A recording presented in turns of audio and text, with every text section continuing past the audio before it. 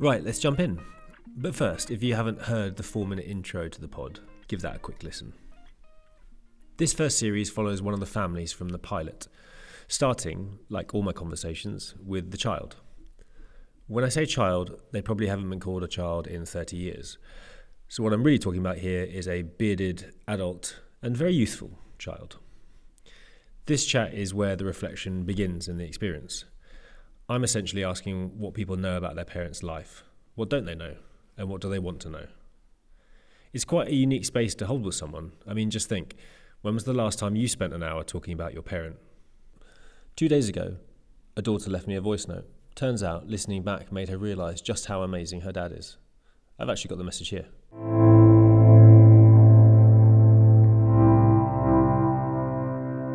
And I listened to the recording, and I don't know really what I was expecting. Actually, I thought I came across really badly and wasn't particularly articulate in my thinking. But I really like it.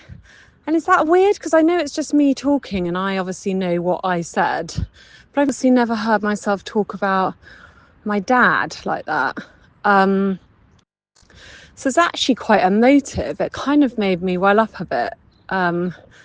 And just thinking about him and all of it. And I know he's going to really like it. And I'm really excited. So big thumbs up.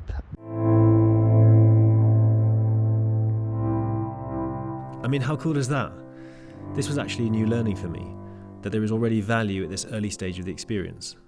I think there's definitely something about just stopping and taking time for the things and people that matter most in our lives. Something most of us struggle to do enough of. Okay, so time for that conversation. Recorded back in September 2024. Thank you, Stephen, for putting your hand up back in those early days, your open and candid thoughts, and your consent to use the recording. And thanks to you all for tuning in. Enjoy the story.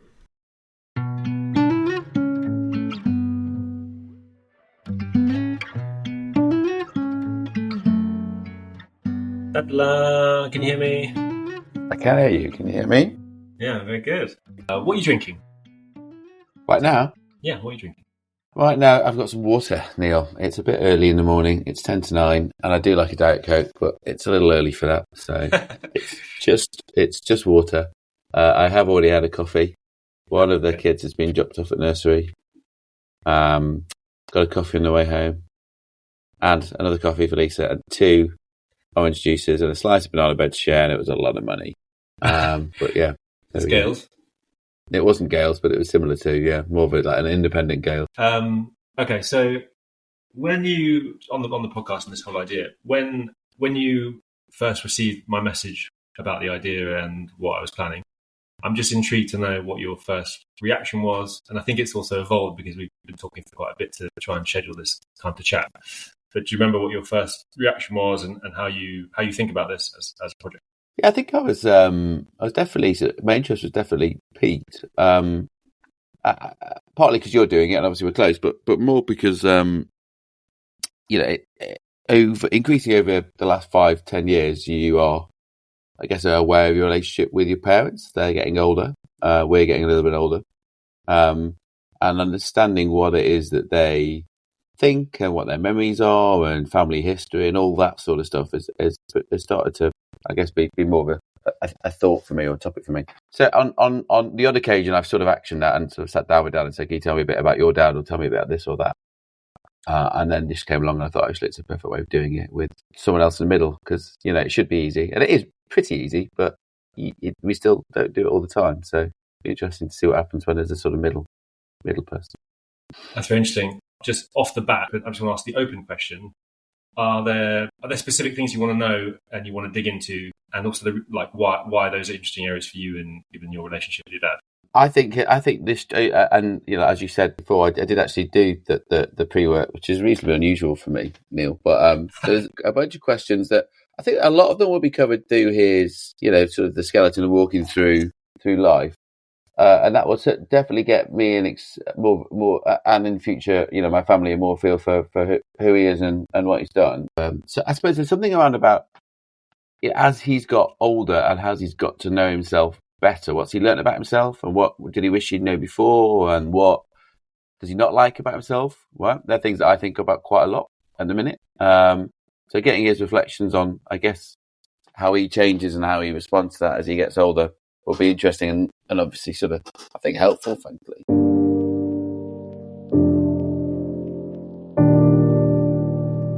I guess I'd love to get more of an insight into what he was like as a kid from a fun perspective. So what he used to get up to, what his friends used to think about him, what his mum would have said about him when he was a teenager or early 20s. That would be fun. But I think we'll cover that anyway, probably through your questions. What are his hopes for without being too grand about it, his hopes for the future, right? Whether that's on a sort of world scale, on a family scale, or something in between. Right? What does he hope that he sees and that carries on when he's not here anymore, frankly? And then my nan was around for a long time after. She died 4 or 5 years ago. Could be slightly longer than that.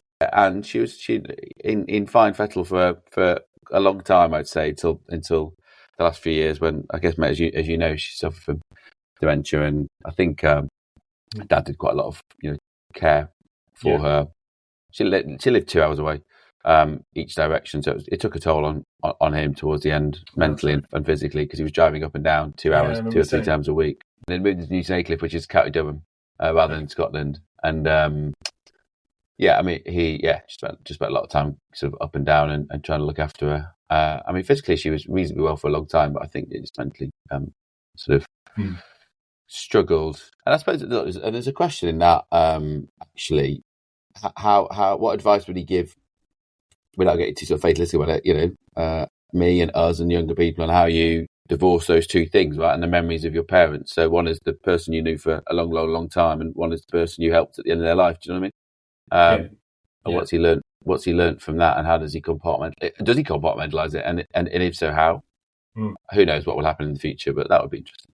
Yeah, I think that's it kind of comes full circle, doesn't it? Like your parents look after you as a helpless little baby, and then 80 years later, you have the fortune to, if they have the fortune to last that long, and you're close enough, you become their carer, and they become your baby in a way. And I think you're spot on, and I think some beliefs, faiths, religions probably have that better than others, in the way that we sort of look after the elderly in a family setting. It's not necessarily what we automatically do, right? The way I was brought up in the UK, but so it's quite interesting. Yeah.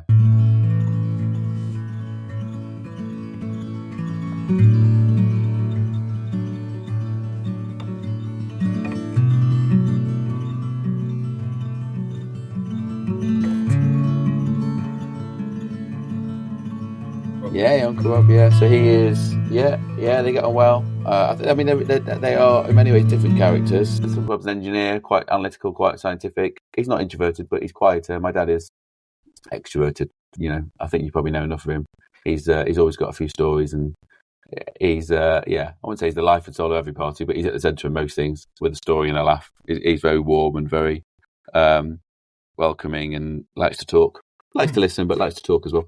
That'd be good for this then. Yeah. Perfect candidate. Make my job easy. The best story about my dad more was just sort of his general approach to girls through school or towards the upper age of it, which was, I think, a sort of the more I ask, the luckier I get, really. So he used to be quite prolific by all accounts, and just ask anyone he might have quite liked out for some sort of date. The favourite one being, partly he was waiting for his French oral. I don't remember when you do French orals. Obviously, if someone's in the room doing it, and then there's only two of you outside, the next one in, and then the one behind, if you like. I think he was second in queue, and some girl was first in the queue, and he took that opportunity to ask her out, as opposed to letting her practice for her French exam. I'm not sure she said yes, frankly. I hope she didn't. But it'd be interesting just to sort of understand a little bit more. Back in those days, what would he have been? Mid-60s, late 60s, I guess. Beatles were around, Stones were around, music was music, past Elvis. We're going into, not quite into punk and mod, I suppose. So yeah, I know the bands he likes. I don't really know where he would identify in that culture, whether he would identify in that culture, right? For what reason necessarily. So that would be, quite interesting just to get his take. It would have been an interesting time to live in, right? I would have thought.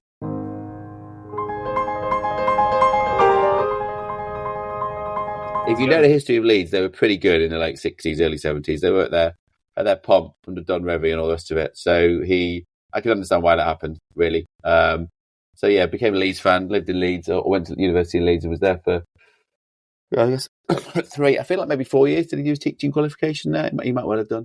So often, even before we went to Leeds as university, you, Ian and boys, we were up there quite a lot because the Leeds fans. So I used to go watch football with him when I was 6 or 7 to sort of 14. We had a season ticket at Ellen Road. Oh, cool. Quite often we'd go through Headingley before a game or after a game, and they'd sort of point out a pub or two that maybe we became familiar with, or a fish and chip shop or two, or a Holsall residence or two, or digs or two that he lived in, which is obviously quite. It didn't mean much to me at the time, but it did when we were at university, and obviously does in retrospect. So yeah, he's definitely got an affinity to Leeds. I think he would say university was fun, social. Study was study. I think he probably did more than we did when we were there. Certainly I did, but without doing sort of full-time chemistry like my mum did. Yeah. Is that what they met? No. They met afterwards, actually. I think she was engaged either at or just after. So he obviously met his whatever girlfriend that was at that time. Maureen, we could believe her name was, but I don't really know. Don't really know too much of a story. But he got engaged before. Yeah, I think he was engaged before. But I'm pretty sure to someone called Maureen. Who he knew through Leeds. Not sure how that came about. Not sure how he met her. Not sure how it fizzled out, if you will. Mm-hmm. And I probably should do, given being engaged is quite a big deal. Or certainly would be for most of us. Maybe given his approach, it wasn't. I don't know. Exactly. Maybe he wasn't the only one. He's the only one you know about.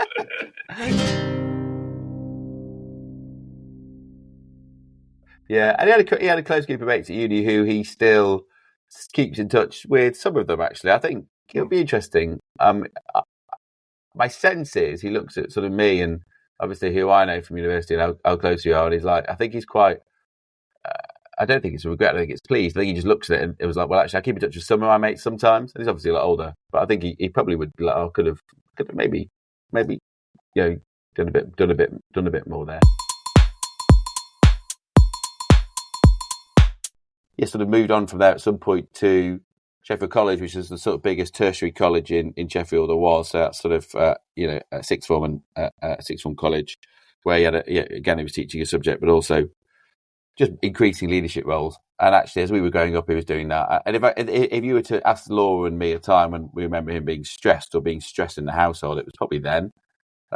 We just remember there being a bit more stressed. And now I look back and I can understand why, right? Because it's probably that point of your career where you're 40s, 50s, and you're as senior as you're probably going to be. The responsibilities you've got at work mirror those at home, and it's hard, as we're finding out. And then sort of, I think it's just some point just realised that he didn't need to be like that. It wasn't for him. Took a step back from some of the leadership stuff and just focused on the teaching again. And on top of that, what I remember is he used to do quite a lot of private tuition, particularly for kids who were coming towards the GCSEs and their A-levels. So we used to have quite a lot of people come to the house and basically just do tuition, which I think was quite a nice little learner as well, really. So and he still does it. If people ask, he still helps. Not always charging, right? He used to teach Laura and me, although I think maybe I was his more difficult student out of most because maybe I think I knew all the answers and I didn't. So we didn't have that many. My sister had more lessons with him than I did. Let's put it like that. I thought you were saying lectures then. Yeah, no. Down, they were like, neoclassical economics. Yeah, she definitely had more lessons there. But yeah, he's always, I guess had a passion, certainly for his subjects and for education and then developing people. It'd be interesting to see what he thinks on sort of the leadership side and whether he had a passion for that or whether, I don't know. It'd be interesting to get his view on how all that works out. From a sport perspective, or other pastimes, mainly for sport for me, but all the music and stuff we could do. Like Mum and Dad would make it happen, whether it's money, whether it's time, be there, be somewhere else, availability. And more often than not, they were there and stay and watch. Right? They would rather than sort of drop off. I think there's two sort of sets of parents, sports parents. Right? There's those that drop off and pick up, and there's those that stay and watch and want to be involved. And he was always that, and encouraged us if we needed it without being too hard. Probably could have been harder on me at times, but maybe I should have been harder on myself. One of my fondest memories really is, particularly when I was probably 7, 8, 9, 10, maybe slightly older. We used to on a Saturday night, twilight, our local golf course. Obviously before, but I was interested in going out with mates, whatever. And I guess he could have been going out with his friends, but we just used to go play golf for a couple of hours, sneak on sometimes, pay to get on sometimes, play a few holes. In my head, we came home and watched Match of the Day, but given Match of the Day is on at 10:30, I suspect I've just made that up. I think it's interesting of the men of that era taking a bit of a step back and thinking about priorities. I think that's super interesting. So I'm definitely going to dig into that. Are there any other happy memories you have like that? It sounds like Ellen Road was stuck in your mind a bit. Yeah, we went to... as a kid. We were season ticket holders at Leeds for, I don't know, 5 or more years. But equally, we went away. I don't know what we do. So when they won the title in 91-92, we also went away to lots of away games with the Mextra supporters branch of Leeds United. There's some funny characters. The guy who ran that was a guy called Jeff. Massive guy, really friendly. And there used to be me and Dad. They'd pick us up at random service stations on the M1 because we'd drive from Sheffield to, I don't know, like Junction 29 or Junction 26. They'd pick us up in the coach or the minibus and we'd drive to, I don't know, and literally anywhere. Chelsea, QPR, Wolves, Norwich, Bradford, Grimsby, like literally anywhere. Watch Leeds away. And me with a bunch of 20, 30-year-old Leeds fans boozing all day. My dad wasn't boozing all day by any stretch of imagination.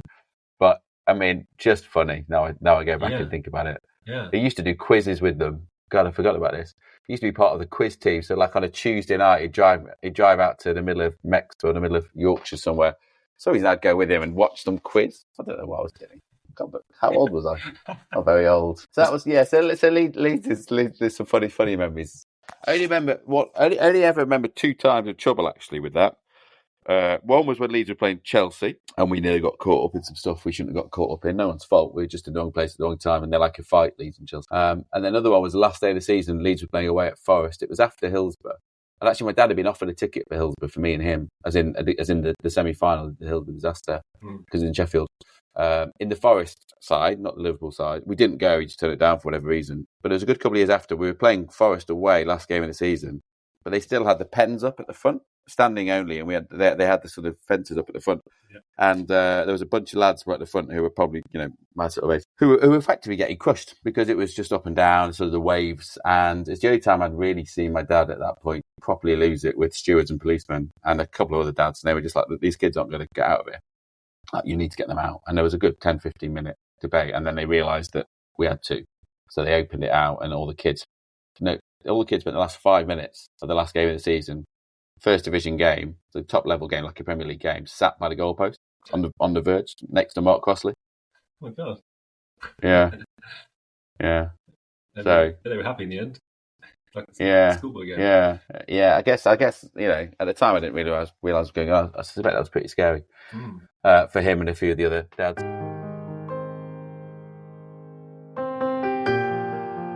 And he was chairman of our cricket club for a long time at Hallam when I was playing properly and regularly. So we were one and the same. Just spent a lot of time together. He'd come up. Some of the dads would be there watching. We were just always around each other. Well, not always around each other. Him and the dads were around a lot as the lads were playing, and this is when we were late teens, early 20s. And there's not really a specific memory to that. It was more just a feel of you're surrounded by your mates and your family, and it was nice, really. And that was the community in your teens anyway. Like cricket and sport. And he was involved in. Always. Like I said, he was the chairman. Like that's who he is actually. I mean, now he's the chairman or the president of his bowls club. He's one of those. Right, he doesn't just turn up and play and leave. He's one of those who, before you know it, it's got to roll this or that. Right, he likes that. If you ask him, he likes. I don't want to say he likes to be centre of attention, but he likes being involved. He likes people knowing who he is, and he likes having responsibility, which is not unlike me to an extent. If you think about it, don't stand on the sidelines. You turners, do you? Not really. So they might have got married in 79. They might have got married in 78. I know Mum got married with a black eye because she'd been hit by a hockey stick in the face the week before. Did she really? What's going on there? Oh, no. Yeah. She's played. Gutted. Yeah, she played a lot of hockey at that period of time. Did your dad paint a black eye on his face in solidarity? Absolutely not. No, I think I've always worried that he might have actually hit her, but there's never any danger of that.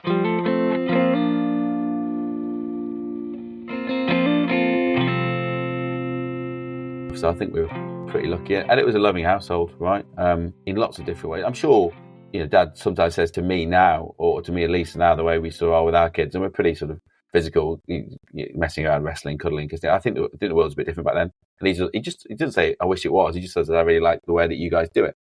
But there was never any sense that we weren't loved or we weren't supported or any of that. It was just slightly different. I think a different time. Fundamentally, I spend quite a lot of time thinking about not a lot of time, but I certainly a bit of time thinking about generations in families and how they interact. Ultimately, my nan and granddad on both sides of the family came from a very different upbringing, didn't really have very much at all, and gave mum and dad the best opportunities that they could possibly give them. I think Laura and I had a very similar experience. I think our mum and dad gave us the best that they could possibly give us, both in a support, in an academic sense, in a understanding the world sense, and resources really. And I think both Laura and I, if I'm honest, feel a responsibility to make the most of that as much as we can, or at least honour it and respect it. And I would hope mum and dad see that. They're pretty hands off in terms of our careers. They want to know what we're doing, and they're proud of us. What does pride mean? I find that a funny word at times, actually. But I'm sure they would say they're proud of us. But they're not too directly involved. They don't really understand necessarily what it is we do on a day-to-day basis. But I don't think they necessarily knew that there was a bunch of jobs in London in finance and accounting and management. I mean, the suite of jobs that exists was not understood by me as a 16-year-old or 14-year-old. So how the hell could it be understood by them? So, yeah, I just think they're there to support and understand and try and engage. But it's a very different world to what they were used to. I don't necessarily go to Dad for work advice, sometimes for life advice, but probably not as often as I could do to get his perspective on things, given he's been through a lot of it. There's a sort of mature understanding, I'd say, like an evolved understanding between you and your parents from quite a young age, and particularly with the dad because he was involved in the cricket club, and you guys go on ski trips, and you have like common interests. At what stage did that sort of happen? Or has it always been quite like matey, I would say? Like you're kind of just good mates, and you do things. Has that been since you were 18, like, or even 11? I don't know. It's a cool dynamic, I think. I think. It'd be really interesting to see whether my dad says he was conscious of that and that was part of the reason for wanting to do quite a lot of it. And I suspect some of that will be true. So it will just have evolved naturally, just same interests as well. But one of the reasons I love the golf connection, and I'd love one of my kids, if not all of them, to be interested in it, is it's just a great way to spend 3 or 4 hours with your old man where you're not sat opposite each other having a slightly forced conversation or over. It's just very different. Like we went to Scotland a few weeks ago for a golf trip. I promised him for 70th. Eventually got it arranged, and we spent 3 or 4 days together. We just drove around and sort of thing I'd do with you, mate. Really, and similar, I guess, going to watch Leeds or at a cricket club. He was there. Everyone else was there. So him and I would talk, but he'd talk to other people. I'd talk to other people. We'd be in the same conversation with 6 or 7 people in the pub afterwards. It would be the same sort of thing. So it was. Our relationship is a byproduct of all of that. I think it would be. I don't get me wrong. I don't really sit down and talk about all the stuff that I talk to my mates about. Do we talk about feelings? Do we talk about relationships growing up? Not particularly. It's more just we connect over common ground to what the kids a bit and stuff. But it's more that we used to play snooker together. Actually, to be fair, we used to go when I was 15, 16, 17 in the winter, particularly. We go to the snooker club, play a couple of frames on a Tuesday night or Saturday afternoon.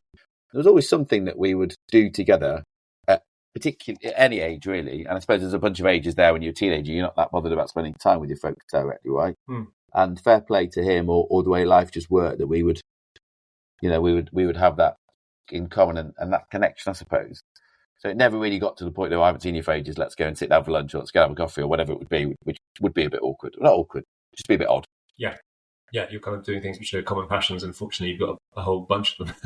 Does that mean Laura got less attention in some ways? Or I don't think so. I don't think she. Laura and I have talked a bit about it. I don't think she said that at all. No, she had the same. They've got a father-daughter relationship, which is different to a father-son relationship, as you know, and as I know. I think having one of each as a kid.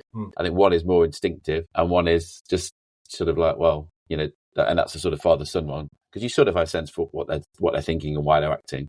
And the father-daughter relationship is, if I frankly, at times bewilderment and at times just adoration, right? So a mix of confusion. That's that's the way I find it. So I wouldn't have thought. So Laura had similar interests. She did a lot of swimming in terms of sports, a lot of swimming, badminton, and she got a load. Mum and dad went to all of that as well, and then she moved into music a little bit more. Yeah, I think he just loves to be around the kids and just be there and sort of see them and play with them or hold their hand or whatever it is with the particular kid. So it's more just the being present, enjoying the sort of moment. And I think I could and I do ask him every so often about specific things. That will probably become more useful as the kids get a little bit older. I think he would probably accept that when we were younger, he was around less, right? He would say he can't remember some of the specifics in the way that mum probably can as well. So and roles were very different. So no, he's a fun granddad. The kids love being around him. He likes being around the kids. You know, we were up in Sheffield a couple of weeks ago, and you know, with Kurt and Greta and me, and he just had a great time. I was laughing a lot, particularly with Kurt and Kurt's antics. So, but yeah, it's that sort of granddad relationship. If you know what I mean. Yeah, lovely. It's a quick fire.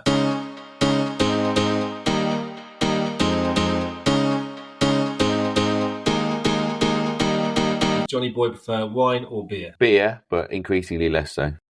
What? As in, he doesn't drink very much anymore. No, really, consciously, yeah. Or just. Yeah, I think, you know, to be fair to my parents, about 10 years ago when Laura started having kids, they're like, well, we need the energy to be around the kids and have fun with the grandkids, and they've really changed their lifestyle, their diet, what they look like. I mean, it's quite inspiring. Oh wow! So yeah, really? But yes, beer.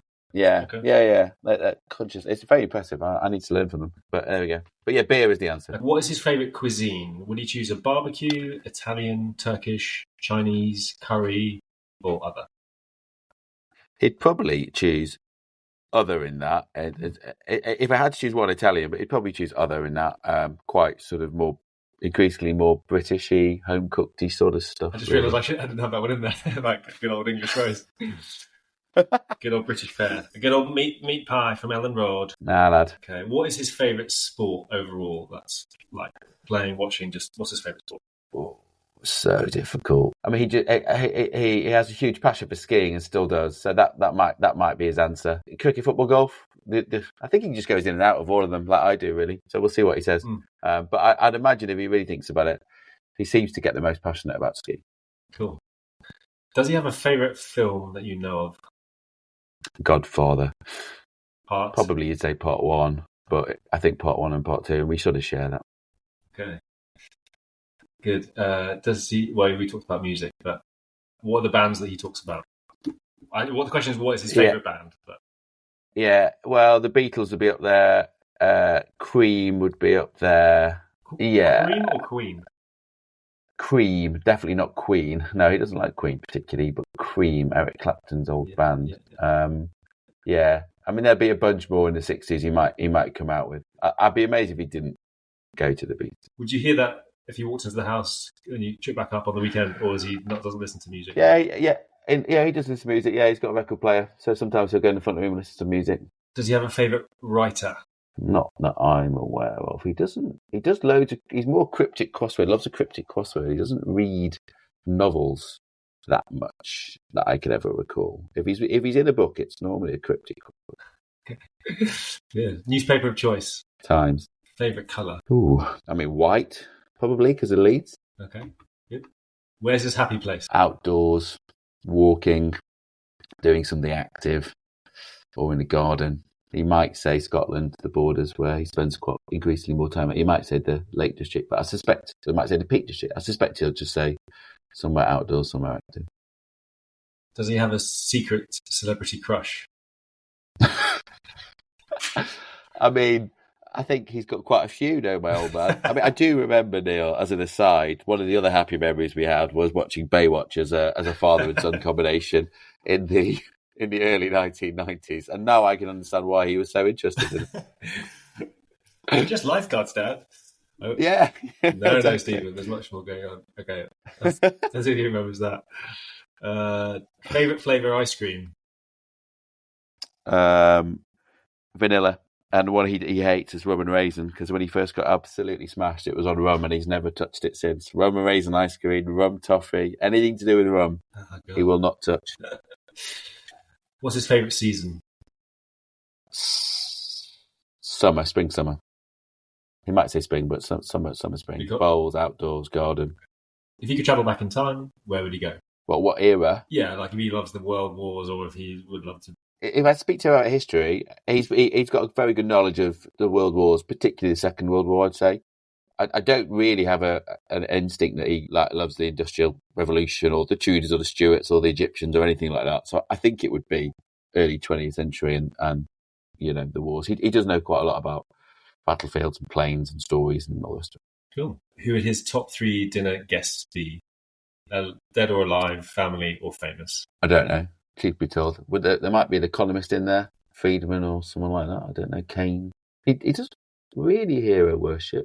You can imagine a sports figure being in there. Don Revie was the Leeds manager when they were famous. Billy Bremner, one of their better players. Who else would he find interesting? He doesn't have a huge amount of time for politicians, to be honest with you.